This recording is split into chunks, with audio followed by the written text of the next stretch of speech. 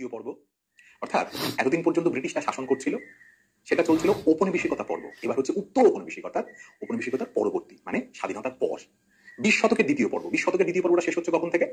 1949 থেকে 2000 সাল। কিন্তু এই অধ্যায়ে আমরা আলোচনা করব 1947 থেকে 1964। এবার আমরা দেখবো এই অধ্যায়ে কি আছে। শেষমেশ ব্রিটিশ সরকারের 200 বছর ব্যাপী অমানবিক অনৈতিক অত্যাচারের অবসান, যার ফলে 1947 খ্রিস্টাব্দের 15ই আগস্টের প্রভাত সকাল পেলাম। আমরা কি পেলাম সেই সকালে সেটাই দেখার। স্বাধীনতা প্রাপ্তির মধ্যে দিয়ে আমরা দেখছি কত রক্তাভ পথ অতিক্রম করতে হয়েছে। নিরীহ ভারতবাসীর অদম্য বিদ্রোহের দাপটে ব্রিটিশ সিংহাসনের কম্পন ধরে যায় এবং তা ভাঙনের দিকে নিয়ে যায়।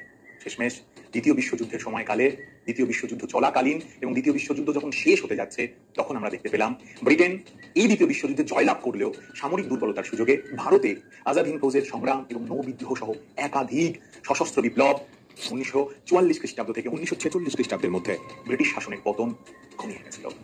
এ সময় মোহাম্মদ আলী জিন্নার নেতৃত্বে মুসলিম লীগ পৃথক পাকিস্তান দাবি করে। এটাই বুঝি স্বাধীনতা। আসবো, হিন্দু আর মুসলমানের মধ্যে দাঙ্গা তো চলছিলই, এই দাবিতে তা আরো বেড়ে যায়।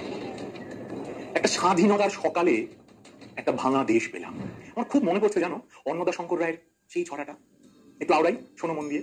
খুকু ও খোকা, তেলের শিশি ভাঙলো বলে খুকুর পরে রাগ করো, তোমরা যে সব বুড়ো খোকা ভারত ভেঙে ভাগ করো। তার বেলা ভাঙছো প্রদেশ, ভাঙছো জেলা, জমি জমা ঘর বাড়ি, পাটের আড়ত, ধানের গোলা, কারখানার রেলগাড়ি। তার বেলা চায়ের বাগান, কয়লা খনি, কলেজ থানা আপিস ঘর, চেয়ার টেবিল, দেওয়াল ঘড়ি, পিয়ন পুলিশ প্রফেসর। তার বেলা যুদ্ধ জাহাজ, জঙ্গি মোটর, কামান বিমান, অশ্ব উট, ভাগাভাগির ভাঙাভাঙির চলছে যেন হরিল লুট। তার বেলা তেলের শিশি ভাঙলো বলে ফুকুর পরে রাগ করো, তোমরা যে সব বুড়ো খোকা বাংলা ভেঙে ভাগ করো। তার বেলা এই পরিস্থিতিতে ব্রিটিশ প্রধানমন্ত্রী ক্লিমেন্ট এটলি ভারতীয়দের হাতে ক্ষমতা হস্তান্তরের সিদ্ধান্ত গ্রহণ করলে লর্ড মাউন্টব্যাটেন ভারত বিভাজন ও ক্ষমতা হস্তান্তরের বিষয়ে 1947 খ্রিস্টাব্দের 3রা জুলাই মাউন্টব্যাটেন প্রস্তাব জারি করেন। কি ছিল এই প্রস্তাবে?